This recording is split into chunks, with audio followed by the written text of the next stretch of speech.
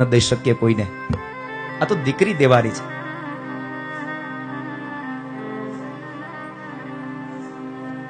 જ્યારે દીકરી વિદાય થતી હોય ત્યારે માતાઓ કદાચ શબ્દ સાંભળ્યો હોય, નહીં સાંભળ્યો હોય મને ખબર નહીં, તમે ભાવુક બન્યા હશો, પણ જ્યારે દીકરીના બાપને મળતી હોય ને ત્યારે સાંભળજો. બાપુજીને મળી અને એના દાદાને એના બાપને ઓવારણા લઈ અને જ્યારે દીકરી વિદાય થાય ને ત્યારે બાપના કાનમાં કહેતી જાય, બાપુજી હવે તમે મારી ઘરે આવજો, મારી ઘરે આવજો. વિચાર કરો, હજી એને સસરાના પક્ષના માટલાનું પાણી પીધું નથી, બાપનું આંગણું છોડ્યું નથી, ત્યાં દીકરીએ સ્વીકાર લીધું કે હવે સાચું ઘર મારું મારા સાસરાનું છે, મારું ઘર અહીંયા, મારો સંબંધ પૂરો થયો હવે સાહેબ. એટલા માટે હું સમર્પણની મૂર્તિ કહું છું એને, એટલા માટે ત્યાગની મૂર્તિ કહું છું. માને ભાઈને બાપને મળતી હોય અને એ સમયે ગામડાના અભણ બહેનો, જાન પક્ષના બહેનો શું ગીતો ગાતા હોય સાહેબ, અને મોઢામાંથી શબ્દો નીકળે, પરણ્યા એટલા પ્યારા લાડી, ચાલો આપણે ઘેર રે.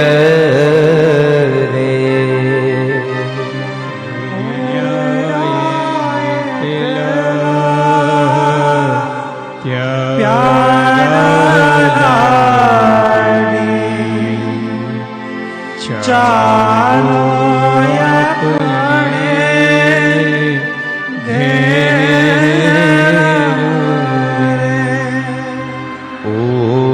ઉભાર્યો તો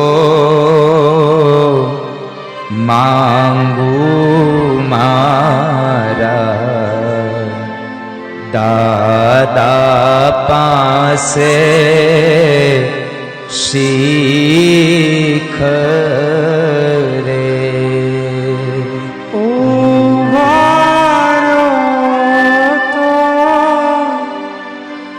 માંગુ મારા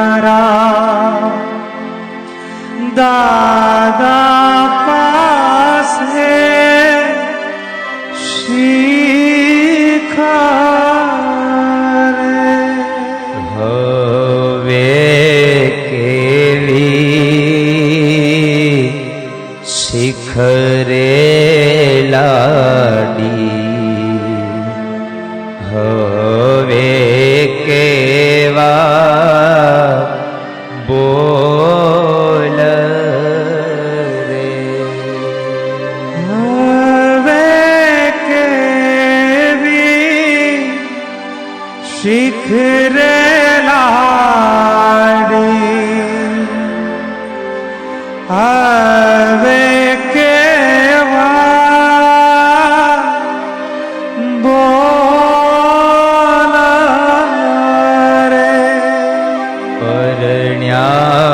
એટલા પ્યારા લાડી, ચાલો આપણે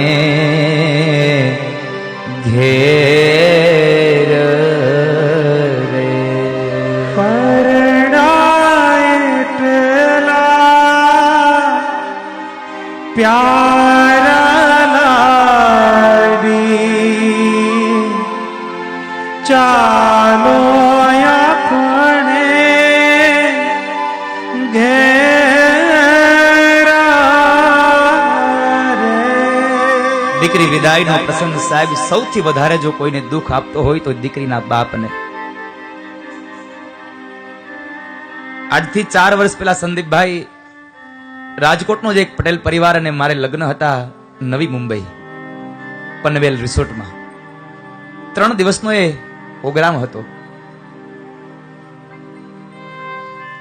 આવતીકાલ સંધ્યાના સમયે દીકરીના લગ્ન હતા, એટલે આજ અમે એના આગળના દિવસે મંડપ તૈયાર કરી રહ્યા હતા. અમે 25 જણા ઉભા હતા અને મેં દીકરીના બાપને વાત કરી કે ભાઈ ભલે કાલ સાંજે આપણે દીકરીના લગ્ન છે, પણ તમે કાલે ઉપવાસ કરજો, તમારે કાલે કન્યાનું દાન કરવાનું છે. અને ત્યારે ભારત વર્ષનો બાપ એટલું બોલ્યો તો, દાદા કાલે ઉપવાસની ક્યાં વાત છે, મારે તો કાલથી રોજ ઉપવાસ છે. એટલે હું સમજી ન શક્યો એની વાતને. એટલે મેં પ્રશ્ન કર્યો કે ભાઈ કેમ તમારે કોઈ તહેવાર, કોઈ ઉપવાસના એકટાણાના દિવસો શરૂ થાય છે?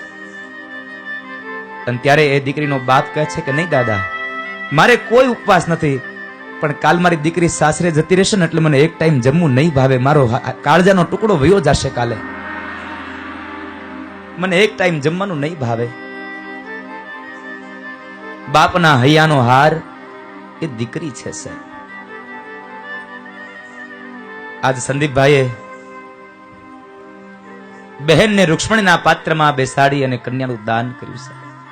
બાપ બની અને કન્યાનું દાન કર્યું. ક્યારે અવસર આવો સાંપડે?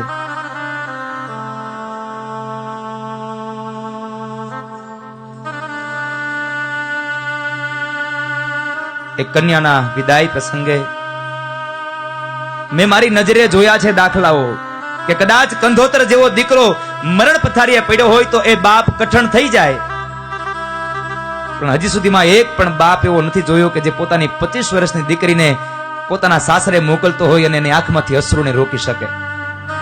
એક પણ બાપને મેં જે નથી જોયો સાહેબ. કારણ કે દીકરી તો હૈયાનો હાર છે. બાપ થાકીને આવે અને દીકરી કહે ને, બાપુજી થાકી ગયા છો ને, આ શબ્દોમાં બાપનો થાક ઉતરી જાય. અને એટલા માટે કવિ શબ્દો લખે છે બા.